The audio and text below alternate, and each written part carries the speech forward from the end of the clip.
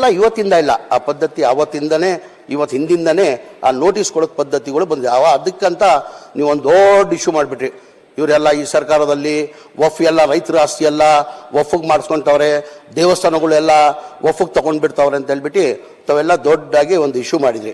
ನಾವು ಯಾವತ್ತೂ ಇದು ನಾವು ಮಾಡಿರೋದು ಹಿನ್ನೆಲೆ ಅಂದರೆ, ವಫ್ ಅದಾಲತ್ ಮಾಡಿರೋ ಹಿನ್ನೆಲೆ ಅಂದರೆ ನಮ್ಗೇನು 17,000 ಎಕರೆ ಏನು ಎನ್ಕರೇಜ್ಮೆಂಟ್ ಪ್ರೈವೇಟ್ ಎನ್ಕರೇಜ್ಮೆಂಟ್ ಮಾಡಿದಾರಲ್ಲ ಅದನ್ನ ತಗೊಳ್ಬೇಕಂದ. ಟೋಟಲ್ ಆಸ್ತಿ ಇದ್ದಿದ್ದು ಮುಂಚೆ ಹೇಳಿದ್ವಿ 1,28,000 ಚಿಲ್ಲರೆದಲ್ಲಿ ಉಳಿದಿರೋದು ನಮ್ದು 20,000 ಉಳಿದಿದೆ. ಅದರಲ್ಲಿ 17,000 ಎನ್ಕರೇಜ್ಮೆಂಟ್ ಆಗಿದೆ. ಆ ಎನ್ಕರೇಜ್ಮೆಂಟ್ ತೆಗಿಯಕ್ಕಂತ ದಾನಿಗಳು ಏನಕ್ಕೆ ದಾನ ಮಾಡಿರೋದು? ಈಗ ವಫ್ಗೆ ದಾನಿಗಳು ಏನಕ್ಕೆ ದಾನ ಮಾಡಿದ್ದಾರೆ?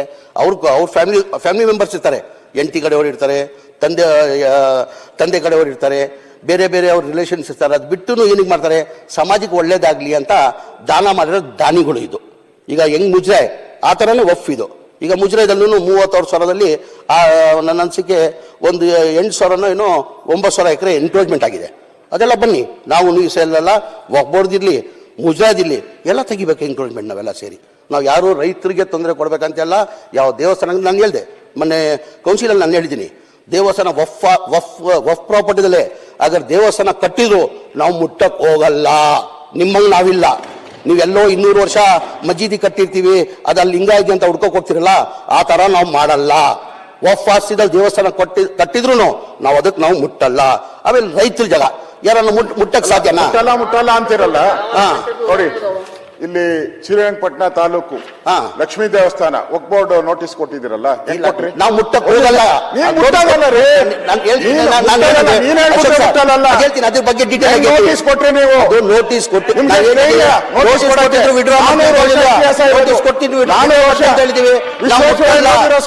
ಮಾಡ್ತೀವಿ. ಯಾರು ಮುಟ್ಟಕ್ ಆಗಲ್ಲ. ಓದಿರೋ ಸ್ಕೂಲ್ ನೋಟಿಸ್ ವಾಪಸ್ ನಾವು ನೋಟಿಸ್ ವಾಪಸ್ ಪಡ್ಕೊಂತೀವಿ ಅಂತ ಹೇಳಿದೀವಿ ನಾವು. ನೀವು ನಾನು ಹೇಳ್ತಾ ತಕ್ಷಣ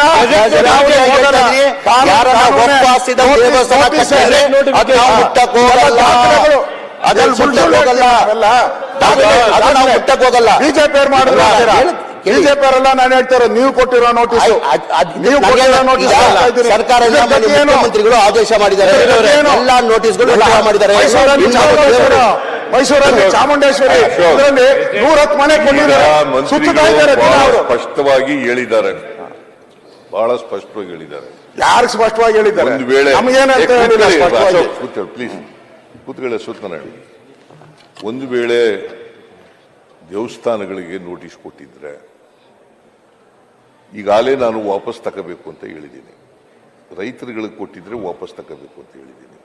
ಇನ್ನೂ ತಗೊಳ್ಳದೆ ಹೋದರೆ ತಗೊಳ್ತೀವಿ. ನಂಬರ್ 1. ನಂಬರ್ 2, ದೇವಸ್ಥಾನಗಳಿಗೆ ಅದು ವಕ್ಫ್ ಪ್ರಾಪರ್ಟಿ ಇದ್ರೂ ಕೂಡ ದೇವಸ್ಥಾನದ ಪ್ರಾಪರ್ಟಿ ದೇವಸ್ಥಾನ ಮಾಡ್ಕೊಂಡಿದ್ರೆ ಆ ಪ್ರಾಪರ್ಟಿಗಳನ್ನ ವಾಪಸ್ ತಗೊಳ್ಳಲ್ಲ.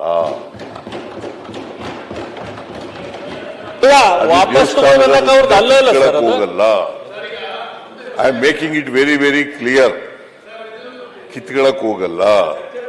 ಒಂದು ವೇಳೆ ನಾವು ನೋಟಿಸ್ ಕೊಟ್ಟು ಇದ್ರೆ, ಈಗ ನೋಟಿಸ್ ಈಗಾಗಲೇ ಅವ್ರು ಹೇಳಿದ್ದಾರೆ ಮಾನ್ಯ ಮುಖ್ಯಮಂತ್ರಿಗಳೇ, ಪ್ಲೀಸ್ ಈಗ ನೋಟಿಸ್ ವಾಪಸ್ ತಗೊಳೋದು ಪ್ರಶ್ನೆ ಅಲ್ಲ.